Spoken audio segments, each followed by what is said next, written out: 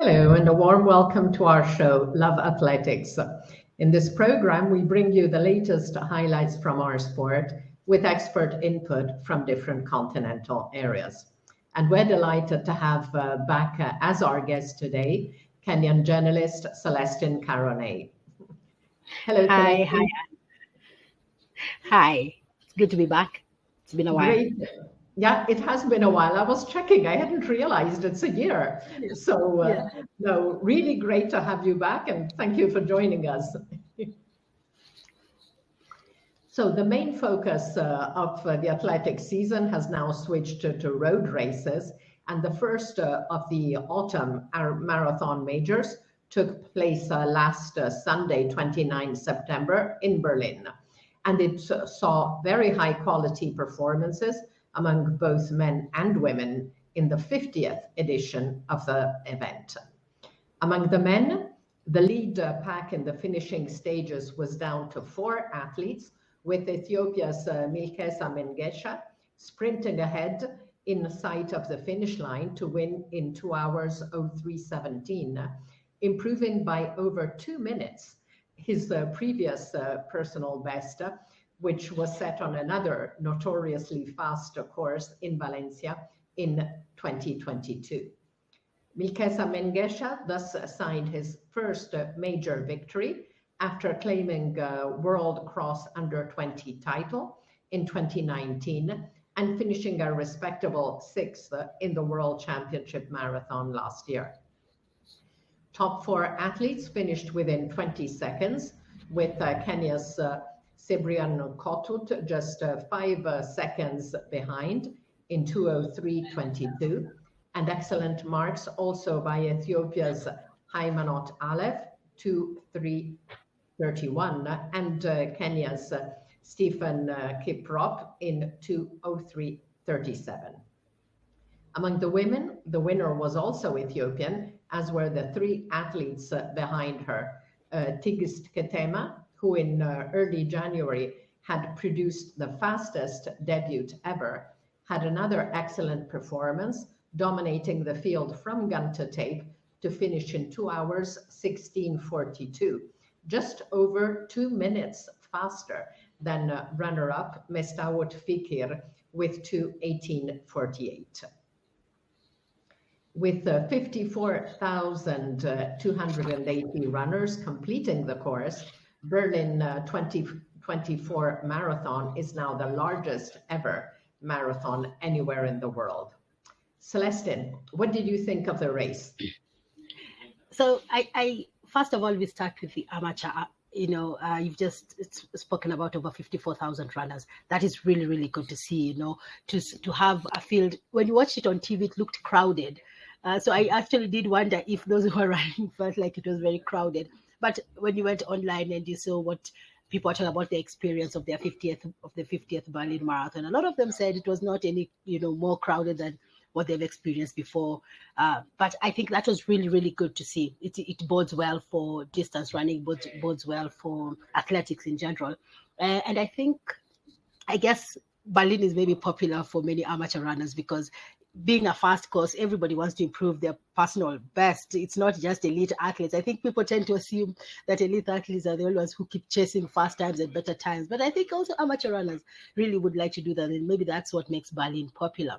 But when you look at the elite race, of course, it was a massive PB for Mengesha. It was good to see the young man, coming into his own and getting that fast major victory, because I think that is what for many runners, especially in the marathon, if you haven't really gotten a marathon major under your belt, you feel like, well, I am missing something, and so he has put himself on the map, so as we like to say.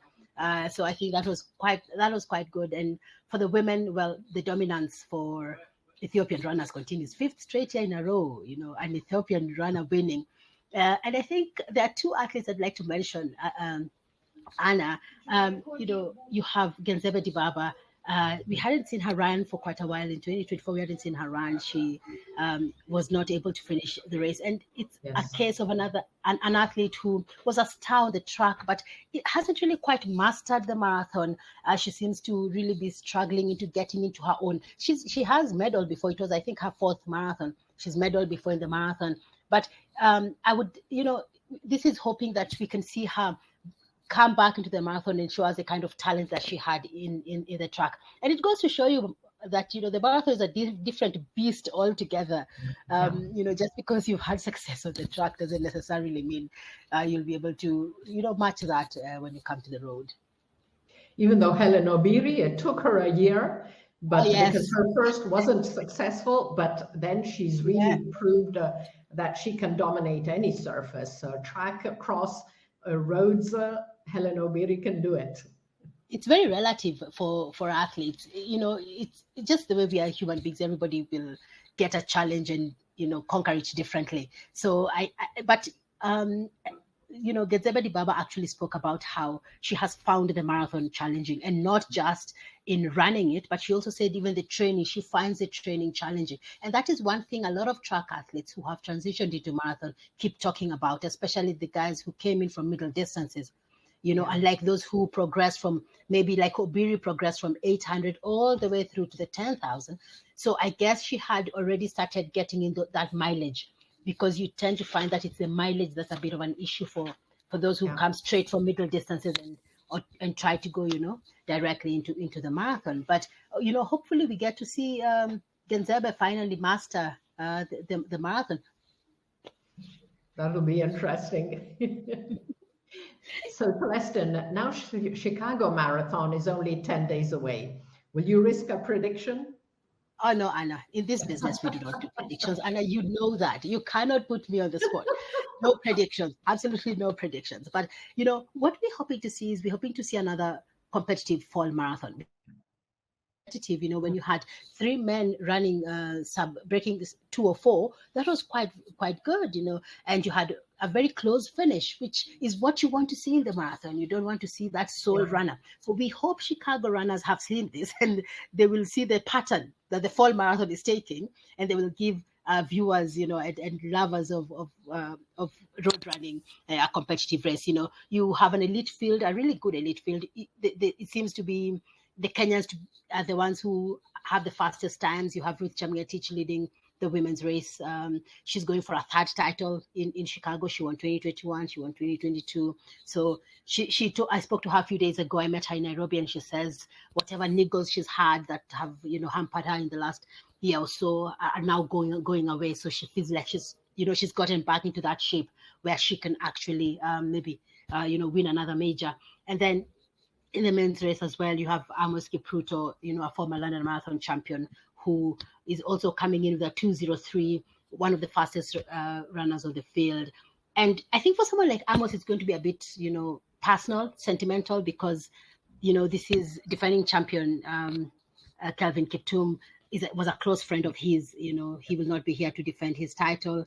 He died 4 months after, breaking that world record in Chicago. So I guess for someone like Amos and a number of the Kenyan athletes, it's going to be very emotive. It's going to be a very sentimental race. And a lot of them, when you speak to them, they say, we hope to channel our inner Kiptum, the spirit of Kiptum, run fearless, run fast, conquer the course. So I guess maybe that could push a number of them to see, maybe we could see another world record in in Chicago. Hopefully that's what we want to see. And, maybe a mention for Daniel Ebenyo Simiyu. I know I've mentioned a lot of Kenyans, but just a mention for Daniel Ebenyo Simiyu, who's making his marathon debut. He's had a disappointing 2024. He hoped to be in the 10,000 meters for the Kenyan team at the Olympics. He finished 8th in the trials. He was not selected as a wild card. He had a bit of an acrimonious situation with Athletics Kenya, saying, look, I deserve a spot, and he wasn't given a spot. And so he'll be looking to, rise above that and have something to be, maybe end the season in a flourish with a successful debut, I think. That would be cool. Yeah. Now, among the many road races now taking place every week, there was one which stood out in the past fortnight, and that was on 22 September, the Transylvania International 10K in Brasov, part of the Brasov Running Festival. Both winners were Kenyan, with Lois Chemnung finishing in 30 minutes 13, 6 seconds ahead of compatriot Janet Chepngetich. Now, this is Chemnung's third performance, just above 30 minutes this year, in addition to a PB of 29.57 in April. Among the men, the race winner was Kenya's Daniel Kinyanjui in 27.08, with Morocco's Hisham Amgar and Kenya's Weldon Langat both clocking 27.09. Now, Kinyanjui's time may not seem very impressive until you know he is 19 years old and a debutant at the distance. So we'll speak more about this race in Brasov when we discuss the reviewing all under 20 performances of the fortnight, because it was really great among both men and women. So Celeste, I'm sure you knew Kinyanjui. I must admit I didn't. Even I didn't, you know, even I, when I saw that result, I was like, wait, Kinyanjui, where, you know, like from where? But the one thing that, you know, makes me really excited about Kinyanjui is that we are seeing, you know, young talent coming through. You see, sometimes with Kenyan athletes, you're not very sure about the pipeline, you know, the younger talents coming through until you watch an under-20 championship on track. But this was, I thought this was quite something, and it was good to see him getting a good result out there at 19 years. And hopefully the thing here, Anna, is keeping it sustainable, and, you know, getting that consistency in getting the good results, and barring any injuries, of course. Yeah. Mm-hmm. So let's move back now to stadium events with the very last meet of the season, the much hyped New York City Atlas meet on 26th of September. Now, Celestine, what athletes impressed you the most in that meet? I think I would say Marie-Josée Talou.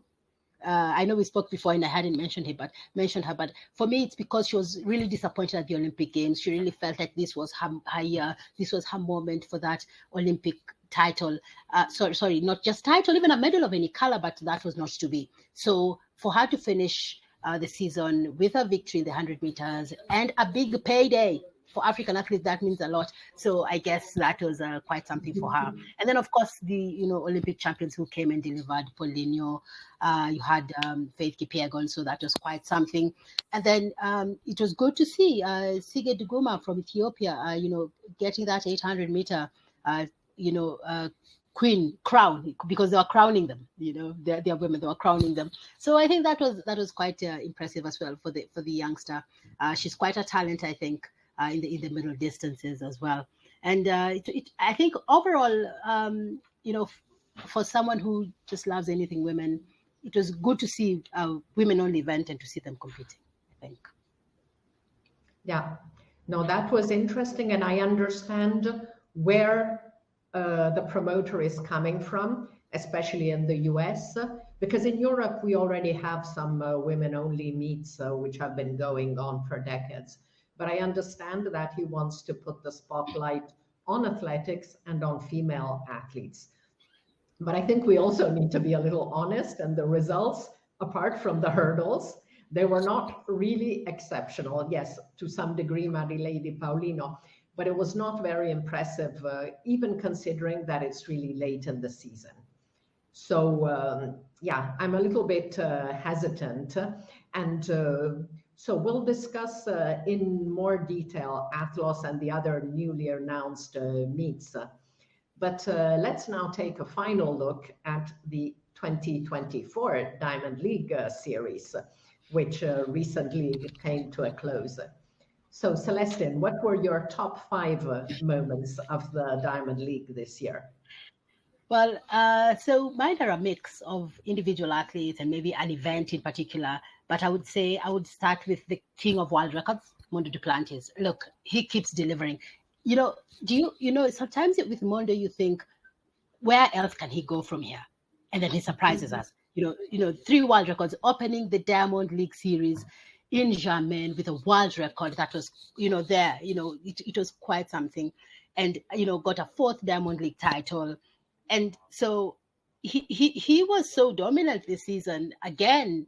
And the thing with him is, sometimes how you feel like when you watch an athlete who's very dominant in the event, it becomes almost cliche. Yeah. But I think with Mondo, what he's able to do is to almost reinvent himself every time, and by giving himself these challenges, he keeps the fans excited. He keeps people excited and wanting to watch him compete. And I think that is really, really something that is very good for the sport, especially for field events, where sometimes you almost find it difficult to keep the crowd or keep fans, unless somebody is a diehard fan of that particular event, to keep them watching. So I think that is quite something. And look, he even had time for a little fun at the end there with a Castel versus Mondo 100-meter dash, which he won. Yes. So come on, that was amazing. I think my top female athlete of the year for me, from the Diamond League series, Faith Kipyegon, and because she started late, her season did start as early as most people thought. She had a bit of a niggle here and there, and then she comes out to her first Diamond League, and she has 0.07 seconds of her own world record, to run 3:49.04. And that she just picked up. It's like she picked up where she had left off in 2023 and said, "Oh well, we continue with the 1500-meter dominance." And that was quite interesting for me. And Anna, one of the most interesting things is when I talk to some people in her inner circle, in her coaching team, and they told me they feel like she has a 3:45 in her. Wow. 1500 meters. So it would be very interesting with her dream of moving up the distances into the marathon, whether she's going to actually try and chase that lower that mark, or keep it, and keep on the track and see if she can, if she can get there to 3:45. I think an event for me that stood out in the Diamond League series this year was the 800 meters in the Paris Diamond League. That was crazy. Wow. That was really, really exciting. That was really crazy, and it, it's really good to have an event where you watch and then you're like, what did we just witness? 3 men under 142 for the first time in an 800-meter race. I think that was quite special, Wanyonyi, Twal, and Sejati running really, really fast times, and it was quite competitive. And it makes you want to sit back and say, well, you see, David Rudisha's 140.91 from the London Olympics is not so far off. It is within reach. And that is what you want to see in athletics. That is what keeps us excited and keeps us going. So I think for me, an event that really stood out was that 800-meter Paris Diamond League race. And then I think number 4... It was really fantastic because 800 had been kind of stagnating for some years. And then in Paris, they totally exploded the world list. And again, in the following meeting in Monaco, it was again really strong. No, it was really good. Exactly. Yeah. So I think this man running 141 in the 800 are really making us very excited. Yes. And then I think for the how hilarious it was and how it got a lot of fans talking afterwards, Inga Britten's Oslo dive. That for me was really, really a great moment because he won the Diamond League at home. Timothy Cheruiyot, 2019 world champion, was bearing down on him. He was on his neck, and they were coming to the line, and then he took dipping at the line to a whole new level, literally diving. So I think that was quite exciting. Win by all means. It's the point means at the end of the day, it is how you get that result, and it brought back memories. Do you remember? I think was it Rio 2016? I think Shona Miller-Wibo pulled off almost something similar to Will. Really dived well. She leaned so much that she actually fell flat on her face. And she beat Alison Felix. Yeah, exactly. So I thought that was, that for me was, you see, it's the moments that get people talking about the sport, the moment that get fans engaging, especially online. for me is really, really great moments, because these are highlights that people take away with, and next season they want to come back and watch those exciting bits and tidbits. And I think one last bit for me was Mahuchik, Yaroslava Mahuchik, and this for me is purely on sentimental level. She is a favorite of mine. I absolutely love Yaroslava Mahuchik since I watched her as in age group competitions in Nairobi, and for her to break a world record and what was it with the Paris Diamond League meet? She broke the world record in the Paris Diamond League meet, yes, which was quite an exciting event. So she jumped, she jumped 2.10 meters in Paris, and for her to get that a world record that was set, 14 years is it, before she actually was born? It was in 1987. Rome 87.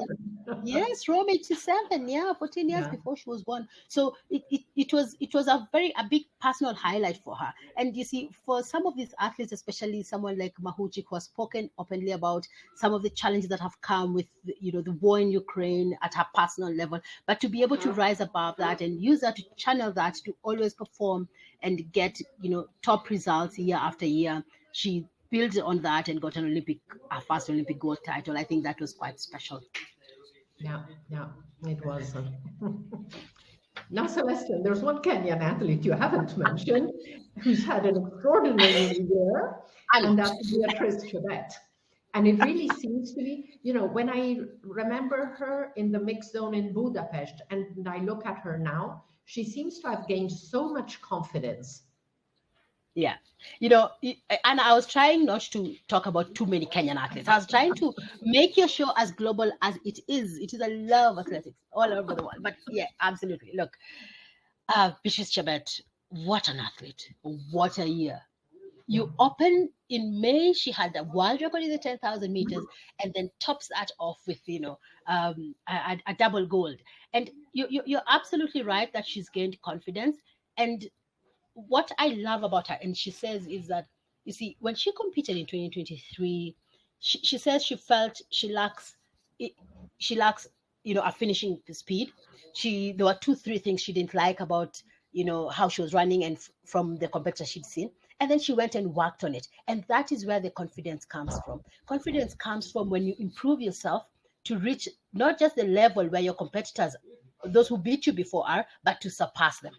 So even, like, you're very right, even in the mix zone, she has gained a maturity in speaking with the media. She's more confident. She speaks her mind, and I think that is very good.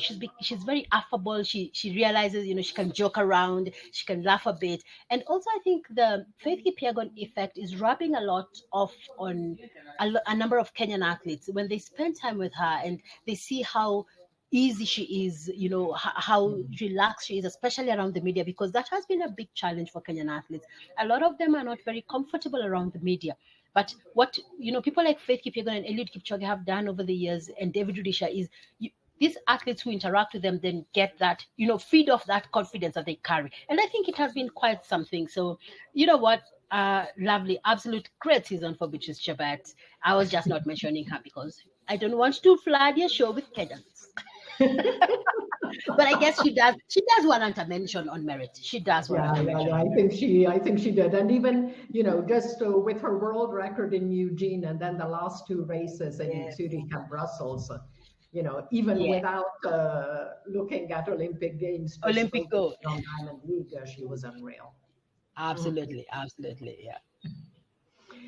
And now, Celeste, who are your new athletes to look out for next year, given what they achieved in 2024?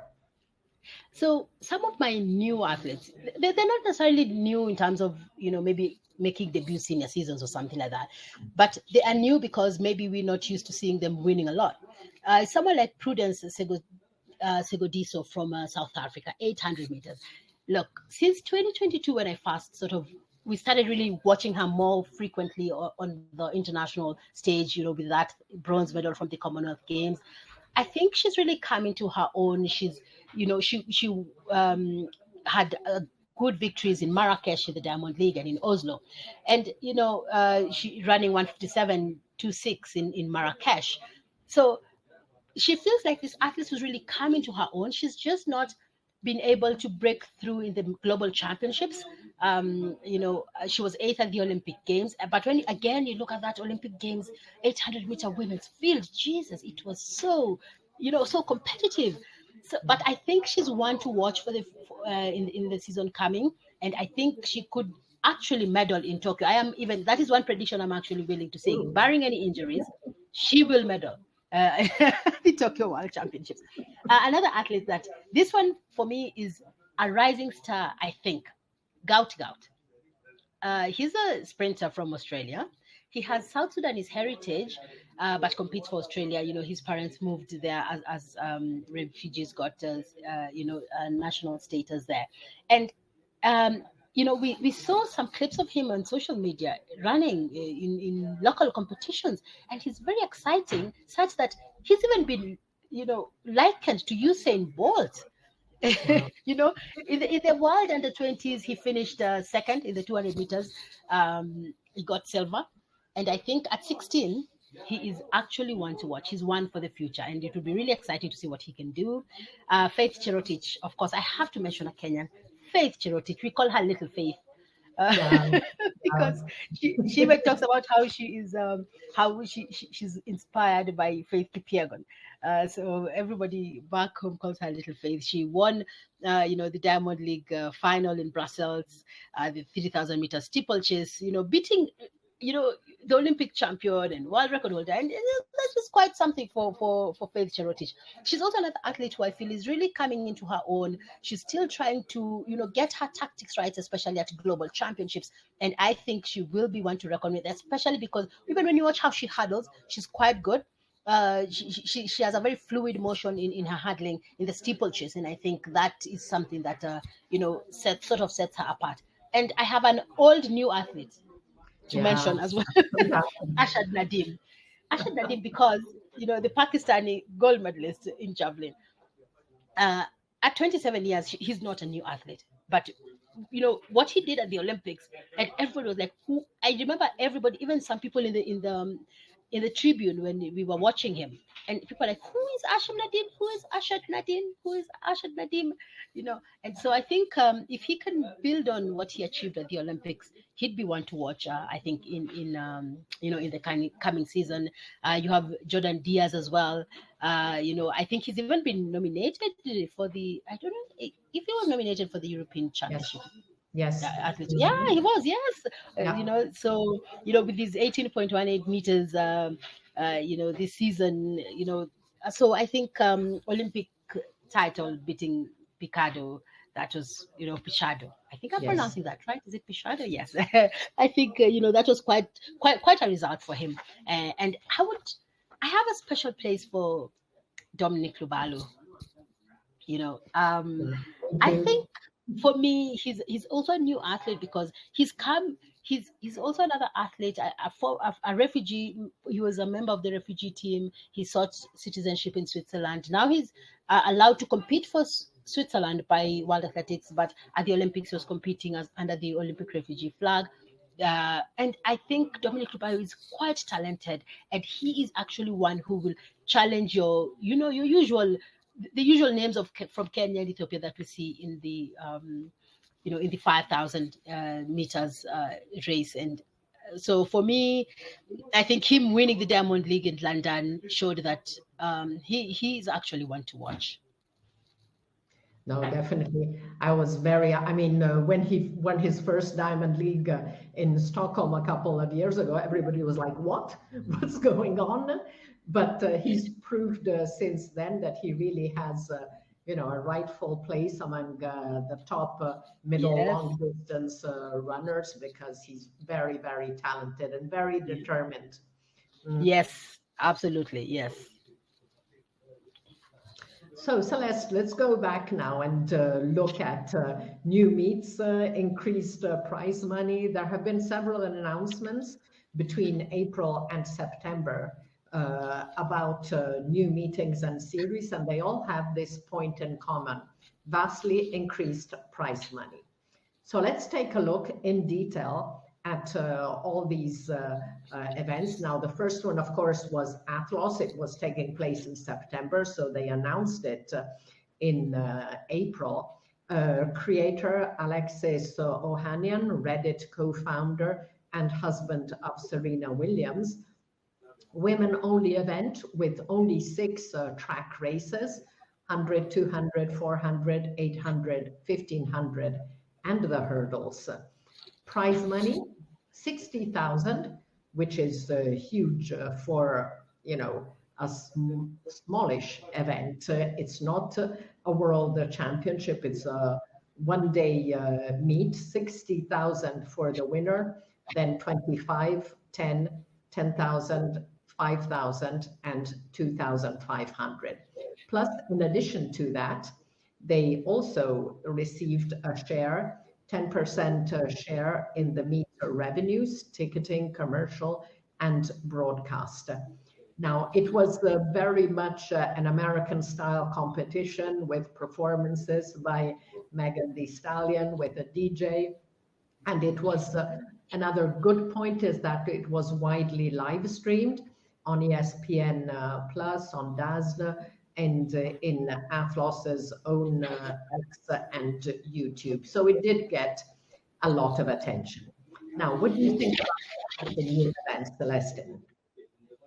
So I think, first of all, off the track with the hype, I thought that was quite good. You know, these athletes were getting princess treatment. You know, first class travel. You know, you have this chauffeured from the airport all through to the hotel. The entrance was all exciting, and you had Alex Ohanian leveraging his celebrity status to have all these big name celebrities and movie stars and producers in the house, and musicians. You know, you had Shonda Rhimes, you had Lupita Nyong'o, in attendance watching.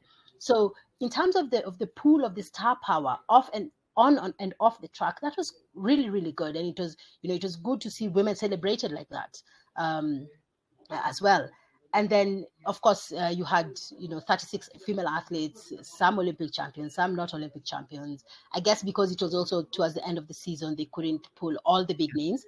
A lot of athletes had already closed their season by the end of the Diamond League finals, and some of them even by the Olympics they were not competing again. Yeah, so I guess that's maybe why we saw the list of athletes we saw we missing some of the other big names. So in terms of the hype around it, that was quite something. And that said, you have certain lingering questions when you see an event like this. You go like, well, it is good. Let us celebrate women, 36, but you see, you have 36 women. How many women do we have globally? You see, for African athletes, we are pretty sure an event like this would never really attract anyone who has not won maybe an Olympic or a world title, or has been in the podiums or top consistently, So then it means it's just for a few female athletes. What happens to other athletes who are not not necessarily bad athletes. They're not even B level, but not everybody gets an Olympic medal. Not everybody gets an Olympic title or a world title. But again, I guess that's the nature of invitational meets. It's the nature of invitational meets. Not everybody will get a hand in, but you almost feel like you hope that, well, it would trickle down to people outside the US, maybe also watching female athletes. They did say that they were going to do a stock take to see what came out of it. I don't know if you have the figures. I don't have them. I tried to see. Yes, they did have good viewership. Yes, in the US. I wonder how it was globally as well.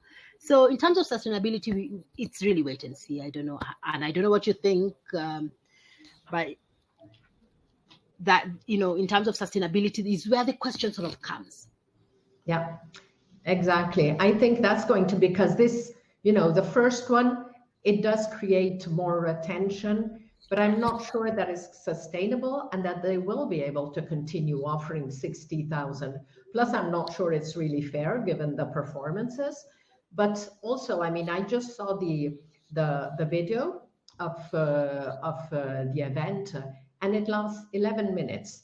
It shows all the races in full, parts of the athlete intros, some of the post-competition celebrations. Now, if you're in the stadium and you're only really seeing 11 minutes of action, what else are you doing? Okay, they have DJs and everything, but I'm not sure that people who were in the stadium really got a great show. And I read that there were like 4,000 fans in a facility which holds 5,000 spectators. So again, was the ticketing effort really successful? Did the fans in the stadium get what they wanted? I'm not that sure. It's something, they'll have to see and decide what goes on if they continue. Also, I thought the crowns were a little bit kitsch, to be honest. Well, they did. Do you remember Sydney's crown at the Olympics? Yes. Oh, that was a lovely crown. Yeah, exactly. And I mean, at the European Championships, Antonella Palmisano's husband, he gave her a crown similar to the one Sydney got in Paris. But that thing, I think it was a little bit chunky and a little bit so. Yeah. I'm not sure. It looks like ancient times kind of one. Yes, yes, exactly. Yeah, very medieval. I guess it's just maybe they're trying to just, like you said, very American style, tap into the thing where you come out on a family day out or family day evening and party and enjoy and do this with with friends and family and while watching some athletics and some entertainment and some a bit of everything. Maybe that's what the fans are paying for, but. Yeah. I think we wait and see another sustainability of it. Yeah, exactly. Mm-hmm. Now let's move to Grand Slam track, created by the great Michael Johnson, triple individual gold medalist at the Olympics, and of course still the 400-meter world record holder. He announced it on 18 June, and this is an interesting concept. So 4 slams, as he calls them, between April and September in 4 global cities, 2 of them in the US. First meet April 2025.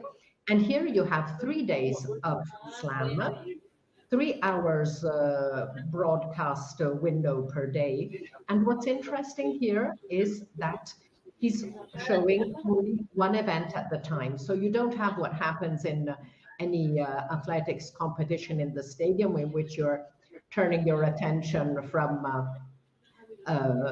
what's happening on the track to the output. And this, by the way, is the reason for not including field events. So the formula, you have 48 racers who are athletes to sign up to compete in all 4 slams of the year, plus 48 challengers who will compete in individual meets. And in every event in every slam, you have 4 racers and 4 challengers. Various categories of events: short sprints, 100, 200, short hurdles.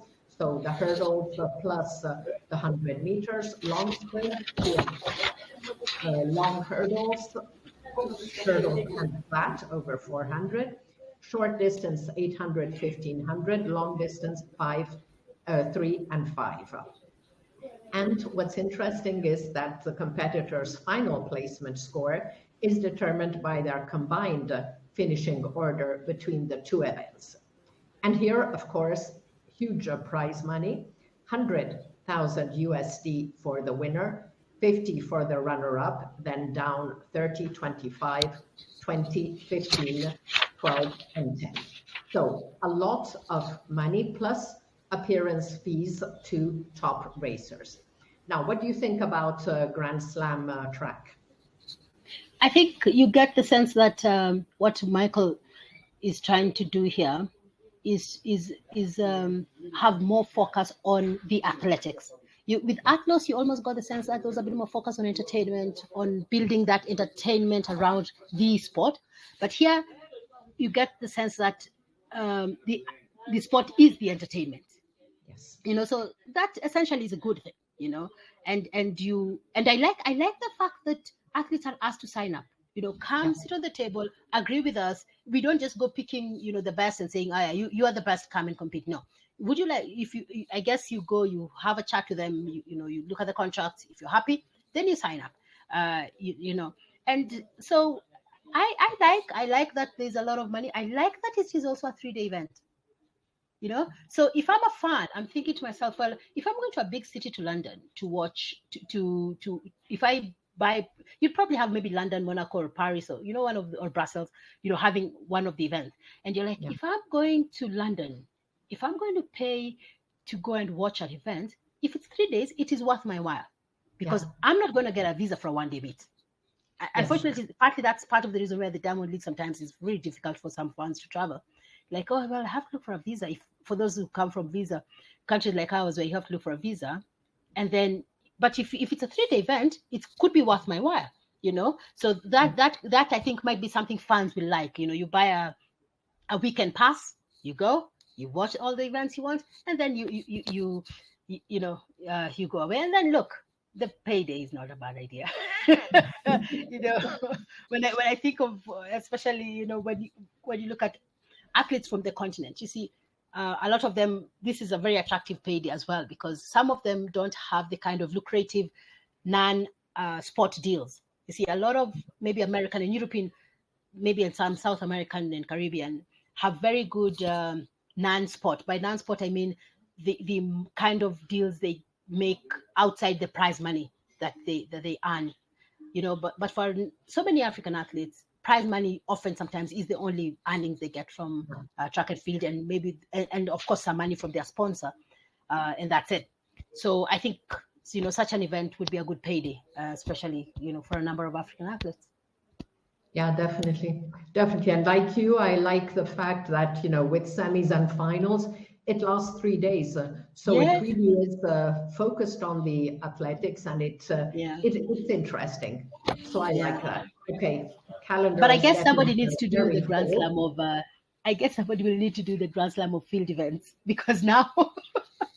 Well, this is Grand Slam track, and we need to have this will strike that balance of somebody needs to come up with the Grand Slam of field events.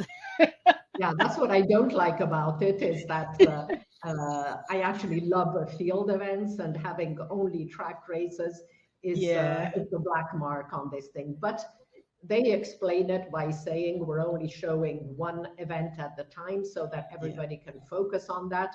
And if you have field events, then that's going to take, it's going to take a week. So I kind of understand.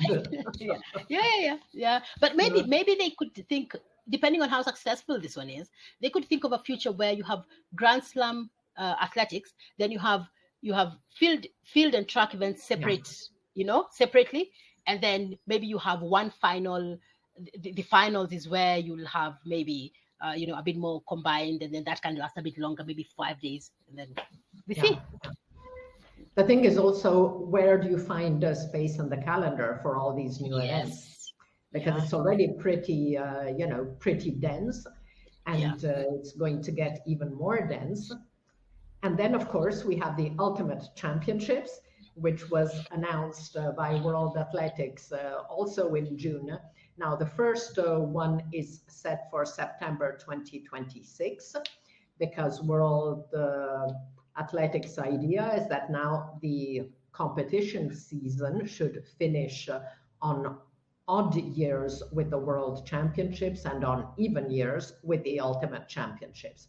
So because they still have more than a year to go, almost 2 years in fact, so there's not a lot of details yet, except that yes, it's going to be 3 days of competition, again with semis and finals,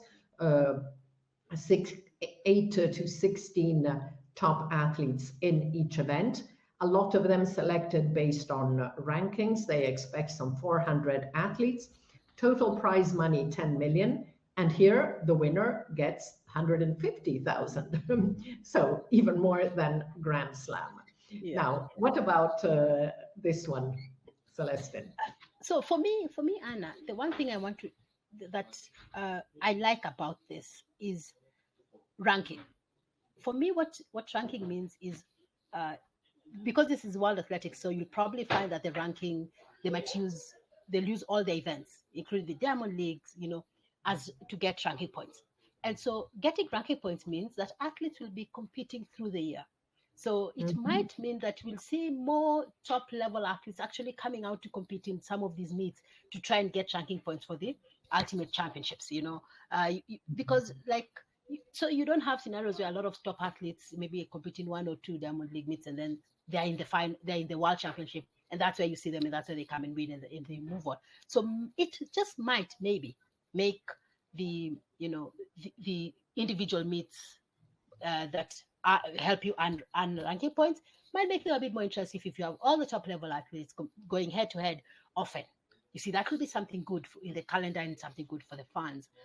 So I do wonder though how the calendar will feel like though, because another 3 days of competition again annually. I mean, already in the years where you have back-to-back Olympic and World, you have athletes feeling like, oh God, this is too much. Exactly. Like this year Olympic, next year World Championships. So when you have more top-level championships, coming back-to-back, because that means you're not going to have a break in between Olympics. Because at least for now, you sometimes have a break between the Olympics and the Worlds. So you go Olympic, Worlds, then break. Then Worlds, then Olympics, you see? But now that's going to go away, you see? Yeah, there's no more break here. Yes. Yeah, there's no more break. So I do wonder how that's going to look like. Maybe you get the Diamond Leagues reduced. I don't know, but something's going to give. I'm not sure what. Something's going to give, But, well, it's good that there's a lot more money being brought out into athletics, if you ask me, for athletes to get. And talking about Diamond League maybe having to give, so with all these new events giving lots of prize money, the Diamond League organizers understood that they needed to react, and just days after the conclusion of the final, they announced increased prize money from 2025. So again, Diamond League was created in 2010, replacing the Golden League, which had started in 1998. And format is 15 meetings in 13 countries on 4 different continents, which is cool. And they've announced a prize money increase. So we don't have all the details yet, but we do have the total. Now, for an individual meet, it used to be 25,000 in total and 61,500 for the final. And those totals are going up to between 30 and 50 for individual meets and 60 to 100 for the Diamond League final. So that's also interesting. So overall, a lot more money being pumped into the sport. As we said, we need to say if some of these events are sustainable. We need to see how the calendar is going to work out. So this is all a little bit, still, and as you said, Celestine, something may have to give. Yeah, something we definitely have to give. And we also need to see, Anna, how it might impact disciplines. Because then if you're telling me I can get to watch in addition of the Diamond League and then maybe the World Championships, I get to watch an annual track competition in the Grand Slam. What happens to field events? What happens as a part of athletics? So so there's a lot to look at and to maybe digest as they unfold. We'll see how that goes. And also what happens, you'd mentioned it earlier, athletes who are not, at the very pinnacle of the sport. Because in the 70s and the 80s, there were so many athletics meets that even medium level athletes could make a very good living. living. Now, Yes. so many meets have disappeared. And if you have only the top athletes, the top 10 being invited here, there, and everywhere, what are the other guys going to do? So that's also Yeah. difficult. Mm-mm. And I also hope that a lot of money being put into these meets and these events, and a lot more visibility being put in the sport, then a lot more money also will come down into member associations and come down into the development, the development of the sport. Because then Yeah. what you want to see is that there's going to be more, for you to get more competition up there, there's going to be development down at the grassroots. And especially in countries like, in the third world, where probably there's not enough money that's going into even build having proper infrastructure to compete. I'm not saying World Athletics or that's their job to build stadium. No, I'm just saying that if it means that there is more visibility for the sport and more money trickles all the way down to grassroots athletics, then that's a good thing. It's a good thing. We've seen it happen in football where you have things like the Champions League, putting more money not just in the top, but also more money in the clubs that don't play the Champions League. So you hope that there's going to be more programs towards the development of athletics in general. Let's see. Now, as we saw, the common factor in all these new meets and series is increased prize money. However, none can match the awards on offer at the Saudi Games. So Saudi Games are currently, they're started today in Riyadh. It's an annual multi-sport national competition for Saudi clubs, male and female, which is important. This is the third edition. They have 53 sports, 200 clubs, and 6,000 athletes. And the total prize money, 200 million Saudi Arabian rial, which is 53,000 million US dollars. Among the seniors, the winner takes a million Saudi rial, which is 266,667 US dollars. That is absolutely huge. And youth winners take away 26,667. Now, that is absolutely crazy. More than a quarter of $1,000,000 to win a national club championships. Totally amazing. That's something else. I wish some African countries had that, even a fraction of that money.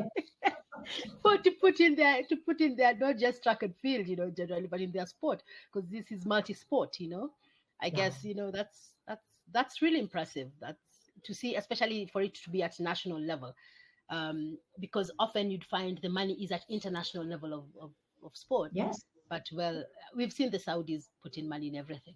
Name a sport, they've put in money there. So I guess this is part of that's their kind agenda. of my question. It's like if they can earn so much money from a national competition, are they really going to be motivated to train hard enough to make it on the international scene, or will they be content with winning the Saudi Games where they can earn humongous prize money?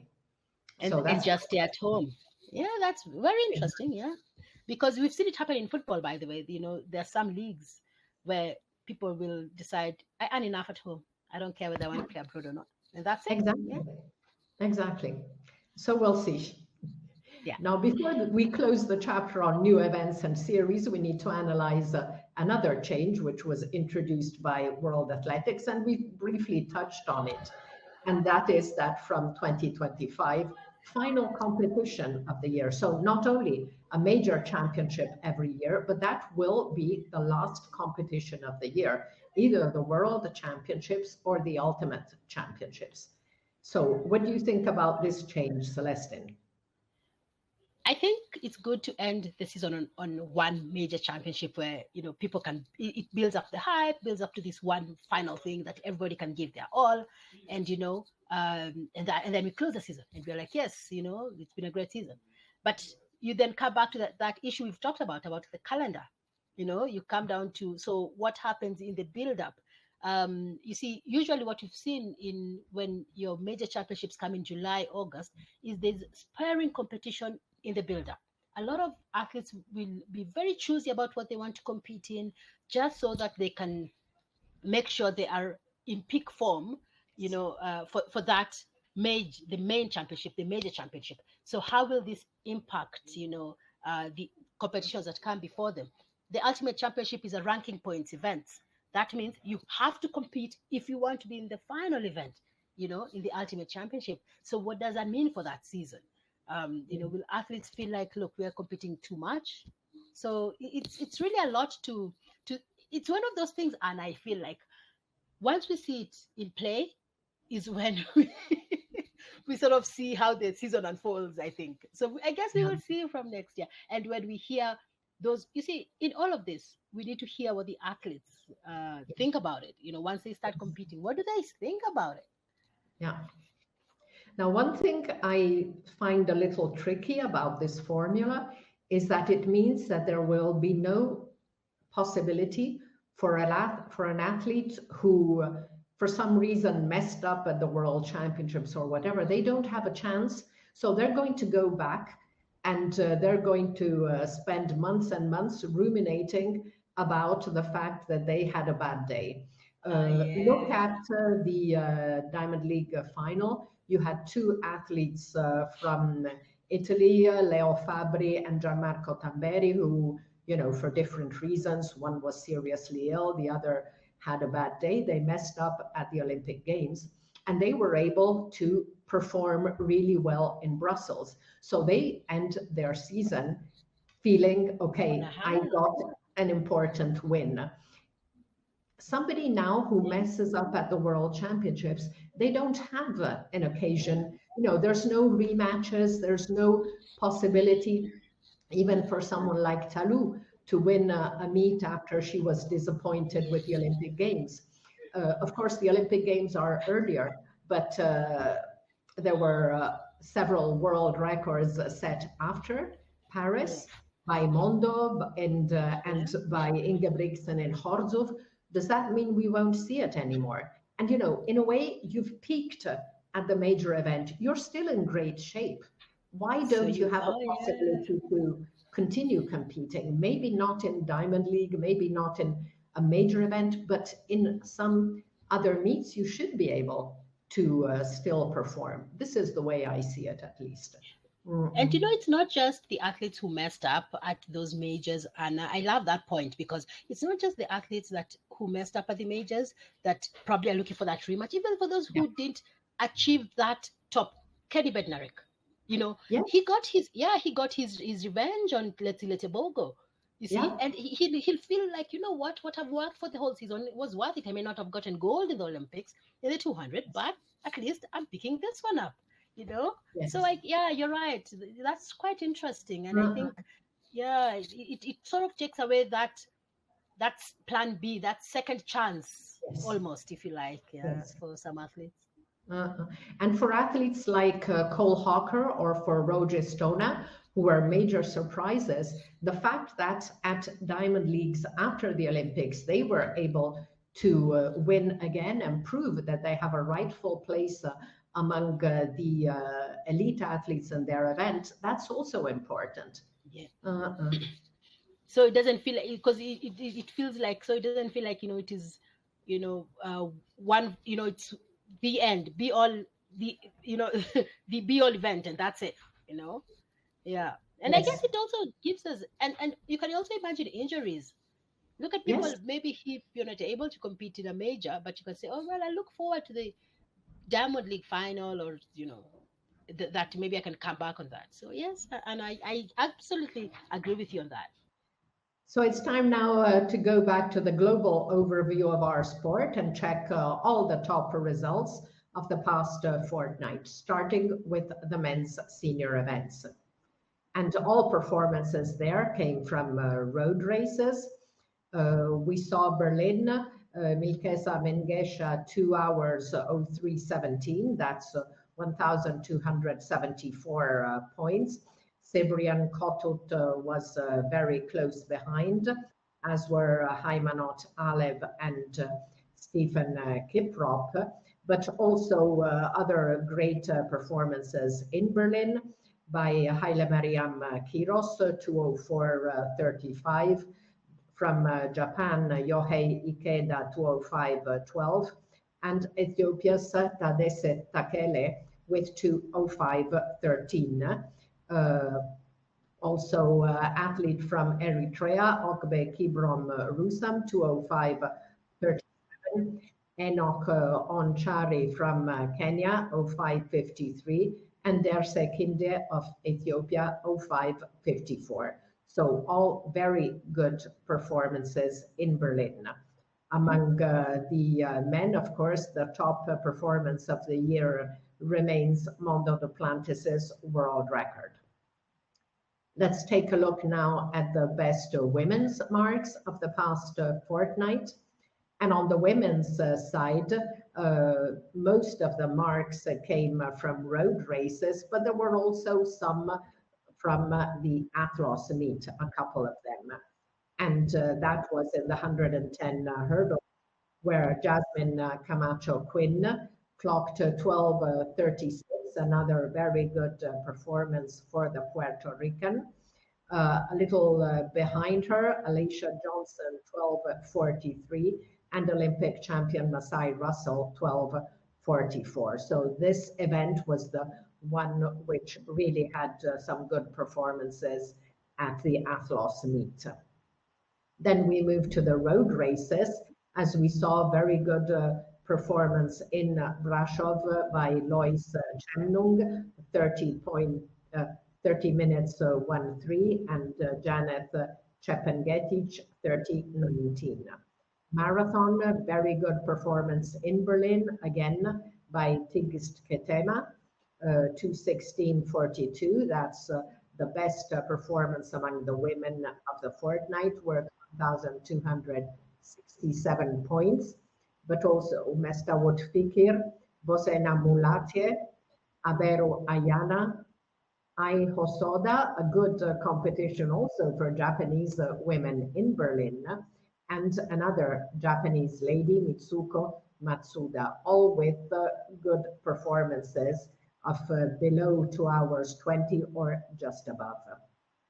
And of course, among the women, the best performance of the year remains the 400-meter hurdles world record set by Sydney McLaughlin-Levrone in Paris.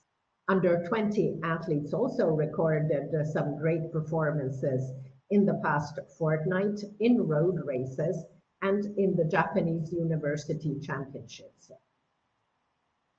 So among the men at the Japanese University Championships in Kawasaki, there were very, very good performances already in the series. Hayato Shimoda, 48.59 in the 400-meter hurdles, reached number 9 in the under 20 all-time list. And in another semifinal, semifinal 2, Shiota Fujigami clocked 48.78 and moves to number 17 in the all-time list. And Fujigami actually won the final in 48.96. Then we moved to the road races, as we saw Brasov, a fantastic performance by Daniel Kinyanjui, who moves to number 3 in the under 20 all-time list for 10K road races. And there were also other under 20 athletes who performed very well. 27.38 for Amos Kirui Langat, moves to equal number 14. And with 27.40, Ayele Tadesse moves to equal number 16 on the under 20 all-time list. Among the women, very good result in Brasov for 17-year-old Nawan Brett over the 10K. She moves to number 2 in the under 20 all-time list. And World Athletics does not recognize a world record for this distance, and it also doesn't have under 18 lists for the 10K road races. But however, the athlete who is number one in the under 20 list was also 17 at the time. And behind Yana in Brashov, an athlete we are more familiar with, Senayet Getachew, who also clocked 30 minutes 38, and therefore equals the number two in the all-time list. So they have the same performance, but Yanawa is ranked number one. And it was, of course, Senayet Getachew who has the number one all-time list from last year. Also in Brashov, further behind, Lemlem and Brett clocked 31 minutes 20 to move to number 9 in the all-time list. Now, Yonawa and Brett have already moved to number 4 in the under 18 5,000 meter all-time list at the Diamond League meeting in Suzhou at the end of April. So she definitely is one to watch. Among the under 18s at this moment of the year, there were understandably no new results for the category. So Celestine, talking about amazing youngsters, what under 20 or under 18 athletes really impressed you the most this year? One man and one woman. So I think for me, for the under 20s, Bayanda Walaza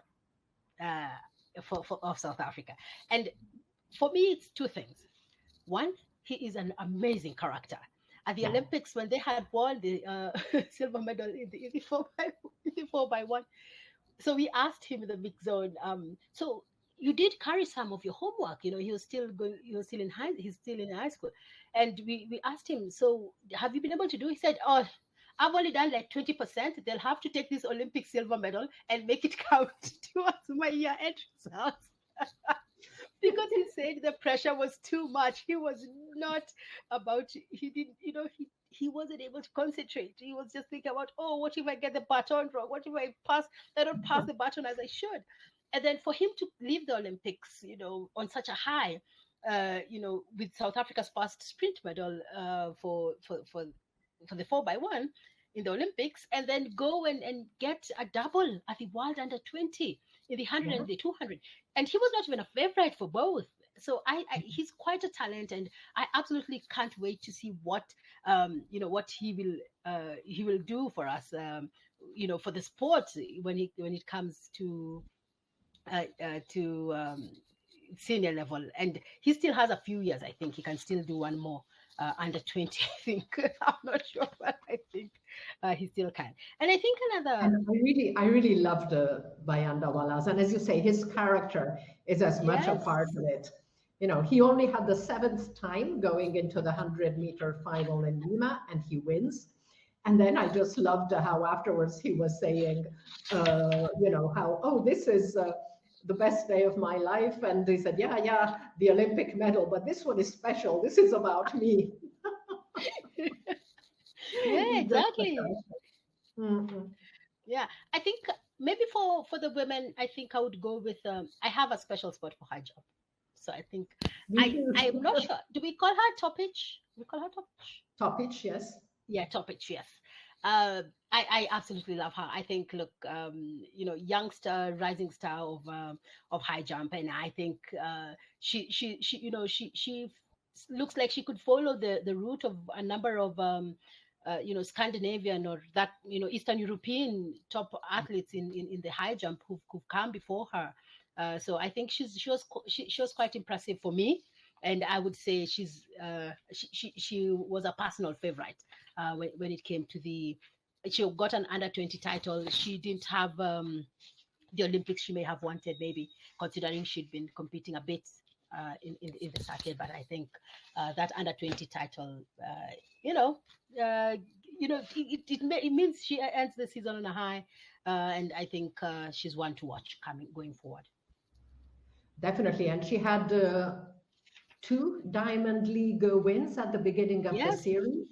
And let's not forget that, in Paris, she actually broke her ankle in the qualifying. Yeah. So, I don't remember, she jumped 191 or 192 in qualifying, with a broken ankle. She's absolutely amazing. I am also, in love with high jump, and I also really like Angelina.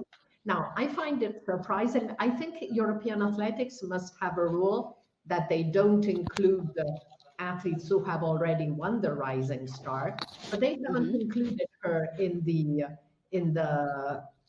candidates for this year, which I think is weird. Oh, she didn't make the top list. Oh, yeah, she did. Yeah. So I've been anticipating myself a little bit because as we reach the end of the year, of course, is the time to start thinking about athletes of the year when global, continental, national association choose their best athletes. Now, World Athletics usually starts the process a bit later in the season. European Athletics has already started the process for its Golden Track Awards, and both the Athlete of the Year and Rising Stars will be announced on the 26th of October. So let's have a look at the European Athletics nominees for Male Athlete of the Year. So discus thrower Nicolas Alekna, Jordan Diaz in the triple jump, Mondo Duplantis, of course, Leo Fabry in the shot put, Matthew Hudson-Smith of Great Britain in the 400, Jakob Ingebrigtsen for all his fantastic races between 15 and 5,000. Marcus Roth, surprise decathlon winner in Paris. Gianmarco Tamberi in the high jump, Miltos Tedoglu in the long jump, and Karsten Warholm in the hurdles. European Athletics Female Athletes of the Year. Nadia Battocletti of Italy in the 5 and 10,000, Femke Bol in the 400 hurdles, but also the 400 flat. Sifan Hassan, amazing range from 1,500 to 10,000 on the track to the marathon. Keely Hodgkinson, 800, Natalia Kaczmarek, 400, Yaroslava Mahuchik in the high jump, Malaika Mihangbo in the long jump, Yemisi Ogunleye, very good season and winner in the shot put in Paris. Sirena Samba Mayela in the high hurdles, and Nafi Thiam in combined events. European athletics also announced their rising stars, and we'll discuss them in the next show. So in the meantime, today we're starting our own poll. So Celestine, you are the very first to whom we ask.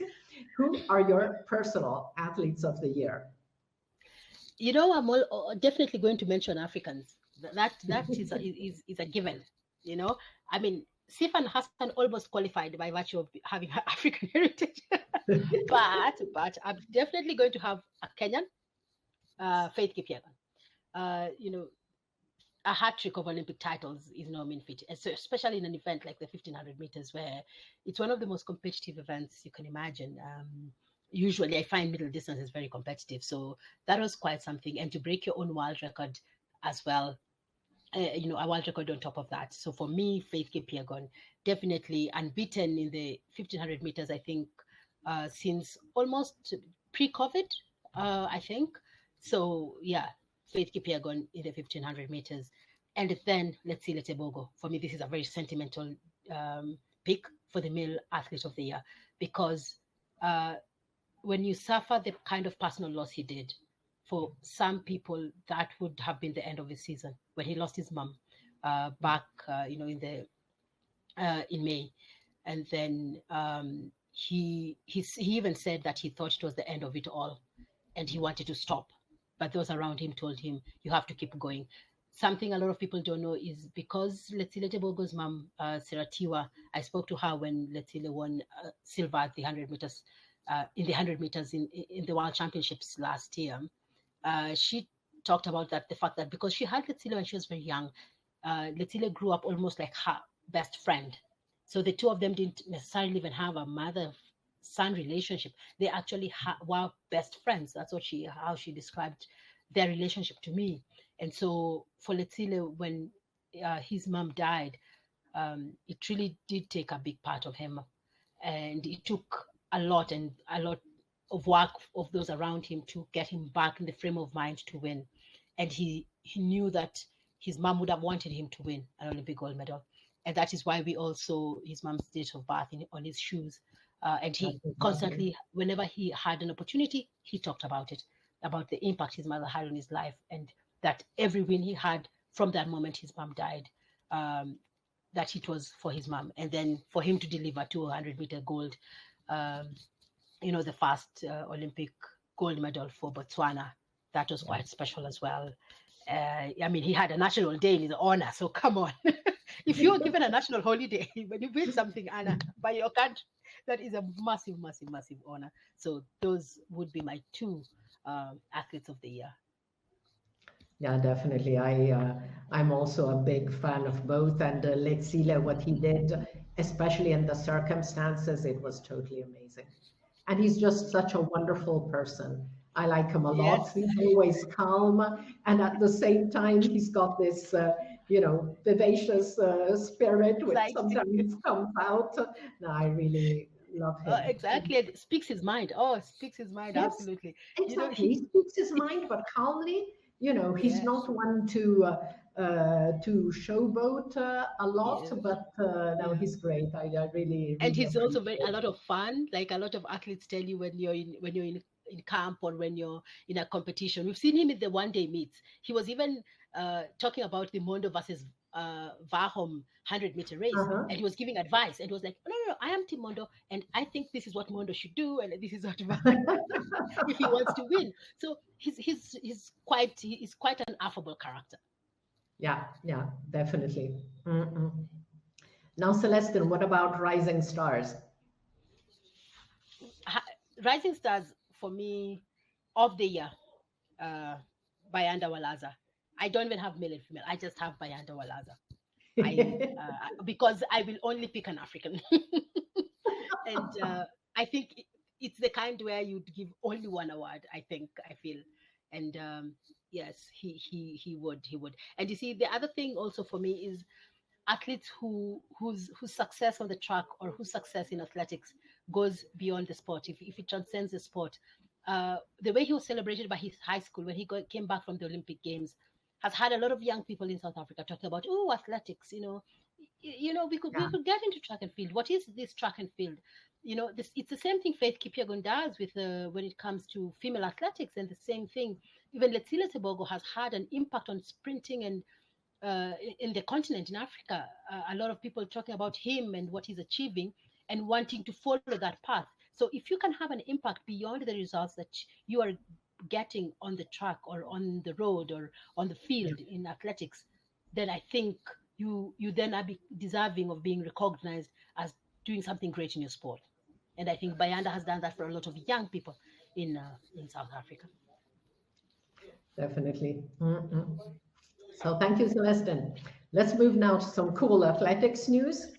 I'd like to congratulate Yulimar Rojas, who, after rupturing her Achilles tendon in training in April and missing out on the Olympics, has been in rehab ever since.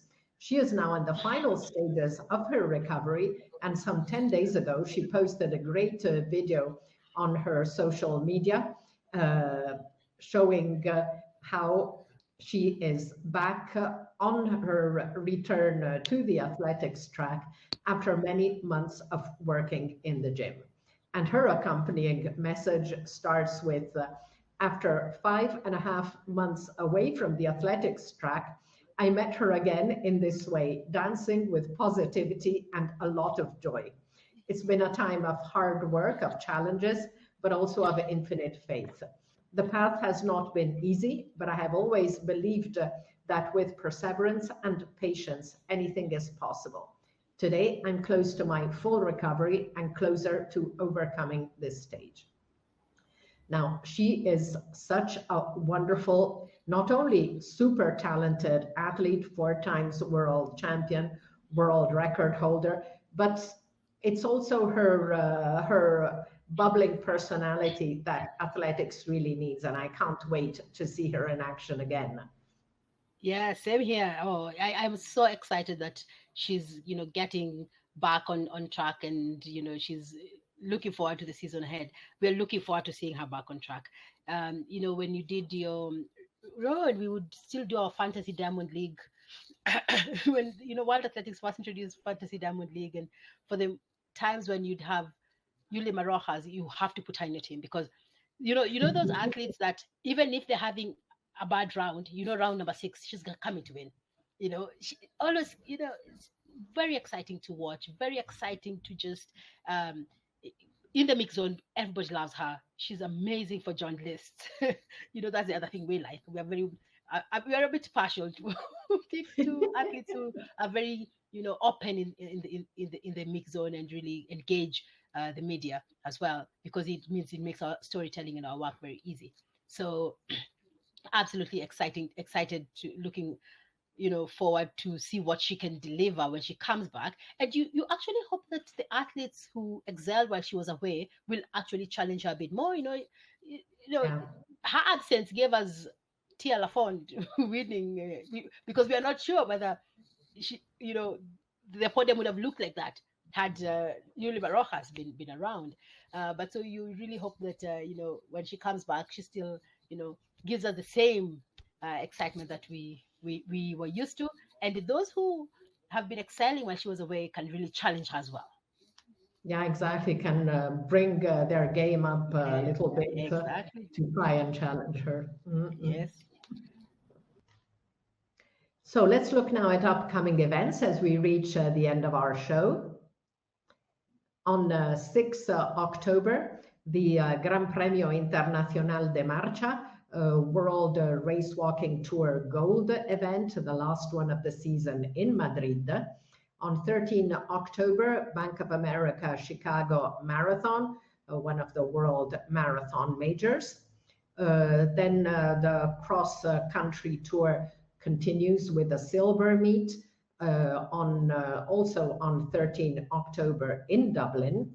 And the first gold meet of the season takes place 1 week later on 20 October in Amorebieta, the Cross Internacional Zornoza.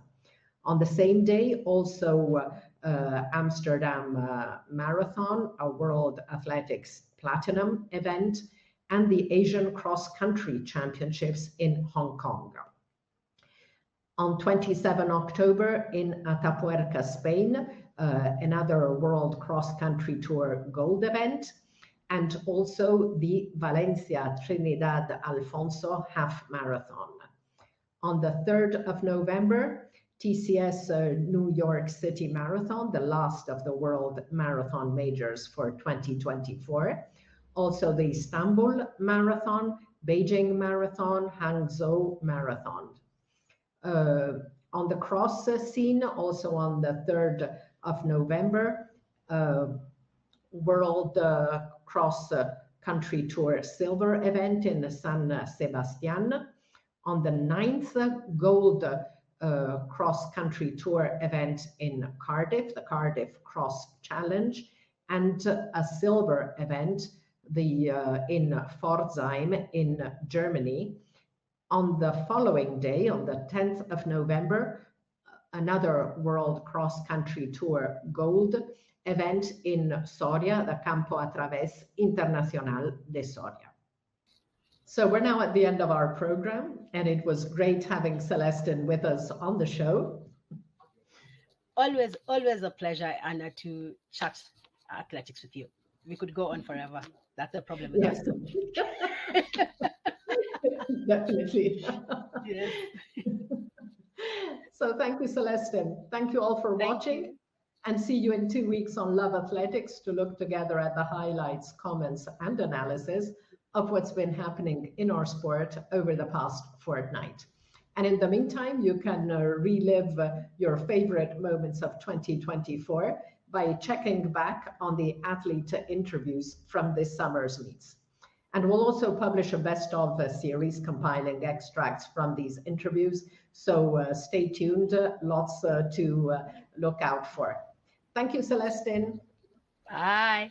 Bye-bye, thanks.